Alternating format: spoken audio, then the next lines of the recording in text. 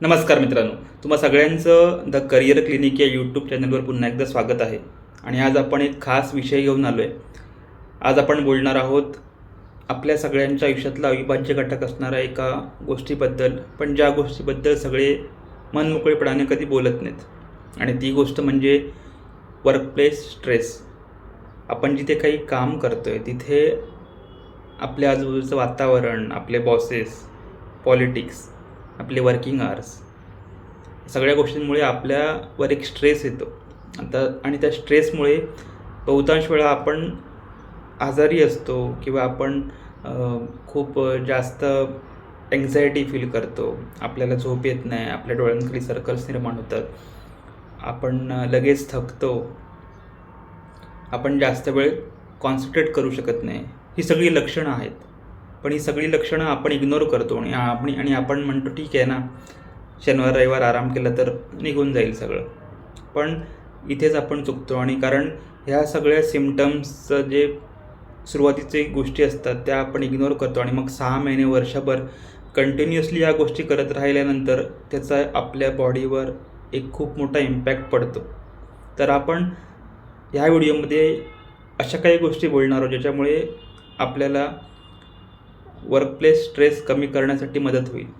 मला ठाऊक आहे की आपल्या सगळ्यांचा नाईलाज आहे, आपल्या लायबिलिटीज आहेत, रिस्पॉन्सिबिलिटीज आहेत, आपल्या करिअर गोल्स आहेत, आपली स्वप्न आहेत. जॉब सोडून देणं हा काही पर्याय नाही आहे. पण आहे त्या जॉबमध्ये कसं व्यवस्थित राहता येईल, इतरांना चेंज करण्यापेक्षा स्वतःमध्ये काय चेंजेस केले तुम्हाला कमी स्ट्रेस येईल. कारण आपण मॅनेजमेंटला चेंज करू शकत नाही, आपण आपल्या बॉसला चेंज करू शकत नाही, वेळोवेळी आपण सारखे जॉब चेंज करू शकत नाही. तर आपल्याला आहे तिथेच राहून स्वतःची काळजी घेणं गरजेचं आहे. आणि त्यासाठी काही थोडे उपाय मी सांगतो ह्या व्हिडिओमध्ये. ते व्हिडिओ शेवटपर्यंत नक्की बघा. सगळ्यात पहिलं म्हणजे आपल्याला स्ट्रेस येतो हे कळणं गरजेचं आहे. आता जी काही मी लक्षणं सांगितली त्या लक्षणांमध्ये आपल्यासोबत काय होतं आहे याचा आधी विचार प्रत्येकाने केला पाहिजे. बऱ्याचदा आपल्याला रिअलाईज व्हायच्या वेळेस वेळ निघून गेलेली असते.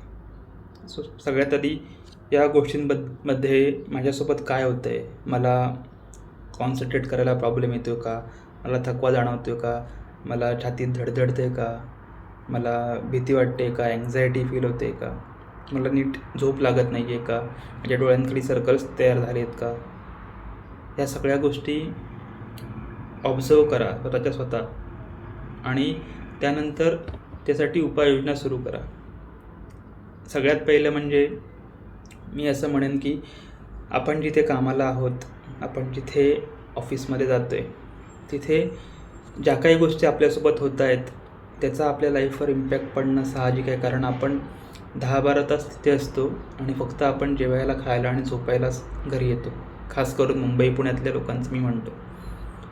मग जिथे आपण जास्तीत जास्त वेळ घालवतो तिथलं एन्व्हायरमेंट, तिथला डेस्क, तिथली ऑफिसच्या आजूबाजूची लोकं, ह्या सगळ्या गोष्टी आपण आपल्या पद्धतीने थोड्याफार चेंजेस करत राहायला पाहिजे. म्हणजे हे अत्यंत साध्या गोष्टी आहेत. मध्ये ब्रेक घेतला पाहिजे, चहासाठी ब्रेक घेतला पाहिजे, मध्ये पाय मोकळे केले पाहिजेत, जेवणानंतर एक बाहेर फेरफटका मारला पाहिजे. बऱ्याचदा आपण एकाच ठिकाणी एकाच डेस्कवर बसून असतो दिवसभर. त्याच्यामुळे आपल्याला पाठीच्या मणक्याचे त्रास होतात, स्पॉन्डिलोसिसचा त्रास होतो, आपल्या डोळ्यांचा त्रास होतो. आणि आपण त्या एन्व्हायरमेंटमधून बाहेर न पडल्यामुळे आपल्याला अजूनच त्या गोष्टींचा, आपल्या वरिष्ठांचा प्रेशर यायला लागतो. सो मी असं म्हणेन की थोडा ब्रेक घ्या. सलग 1-2 तास काम केल्यानंतर थोडा 10 मिनटं ब्रेक घ्या, परत 2 तास काम करा, परत 10 मिनटं ब्रेक घ्या. चहासाठी उठा, थोडा बाहेर फेरफटका मारा. आपल्या ऑफिसमध्ये जे काही तुमचे खरे आणि चांगले मित्र आहेत त्यांच्याशी गप्पा मारा, त्यांच्याशी बोलण्याचा प्रयत्न करा.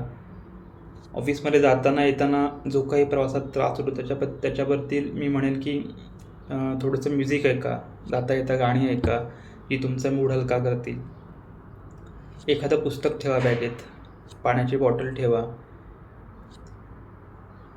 मूव्हीज बघा, नेटफ्लिक्सवर जे काही तुम्हाला आवडते त्या गोष्टी रिकाम्या वेळेत करण्याचा प्रयत्न करा. रात्री झोपताना 2 पानं वाचण्याचा प्रयत्न करा. मला माहिती आहे हे खूप अशक्य आहे मुंबई पुण्यात राहून, पण तरीसुद्धा थोडीफार सवय तुम्हाला लागणं गरजेचं आहे, जेणेकरून तुम्हाला तुमचा स्ट्रेस कमी करता येईल. बरीच लोकं तर म्हणतात की तुम्ही ध्यान लावा किंवा प्राणायाम करा. 7 ते 8 सेकंद श्वास रोखून धरा. 9व्या सेकंदाला श्वास सोडायला सुरुवात करा. एका विशिष्ट मंत्राचा उच्चार करा. देवावर श्रद्धा ठेवा. कुठलीही गोष्ट तुम्हाला जी आवडते ती करण्याचा प्रयत्न करा. क्रिकेटची मॅच बघा. तुम्हाला मूव्हीज आवडतात, एखादा विकेंडला मूव्ही बघा. स्ट्रेस मॅनेजमेंट करा आणि तुमचा स्ट्रेस ज्या गोष्टीमुळे कमी होतो त्या गोष्टी आयडेंटिफाय करा. आणि या सगळ्या गोष्टी तुम्हाला म्हणजे आपल्याला पर्याय नाही आहे. आपल्याला जॉब करायचाच आहे. आपल्याला त्याच बॉसशी रोज बोलायचं आहे. आपल्याला ऑफिस पॉलिटिक्समध्ये त्रास होणारच आहे. आपल्याला वर्किंग आवर्स आपण कमी करू शकत नाही. आपण जॉब क्विट करू शकत नाही. आपल्याला स्विच मारणं एवढं सोपं नाही आहे. तर मग आहे तिथे या सगळ्या गोष्टी चेंजेस करत हळूहळू आपण आपल्या वर्क स्ट्रेसची लेवल कमी करू शकतो, जेणेकरून आपल्याला तिथे सस्टेन करता येऊ शकतं. आपण तिथे नीट राहू शकतो आणि आपण आपल्या तब्येतीची काळजी घेऊ शकतो. आणि अजून एक गोष्ट म्हणजे आता जे काही होतं आहे आजूबाजूला, की म्हणजे सर्रास 99% ऑफिसेसमध्ये हाच प्रॉब्लेम आहे. स्ट्रेस खूप आहे, प्रेशर खूप आहे, पॉलिटिक्स आहे, वर्किंग आवर्स जास्त आहेत, सगळ्या गोष्टी होतातच आहेत. त्याच्यामुळे आजूबाजूला जिथे बघाल तिथे सगळेजण वैतागलेलेच असतात. तर मग समजा आपल्या मनातल्या गोष्टी इतरांशी बोला. इतरांच्या मनातल्या गोष्टी ऐकून घेण्याचा प्रयत्न करा.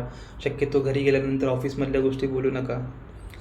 मधल्या ब्रेकमध्ये ऑफिसमधल्याच गोष्टी बोलण्यापेक्षा कधी काही लोकं जेवताना सुद्धा ऑफिसबद्दलच म्हणजे क्लायंटच्या मीटिंगबद्दल किंवा लॅपटॉप घेऊन जेवायला बसतात, अशा गोष्टी टाळा.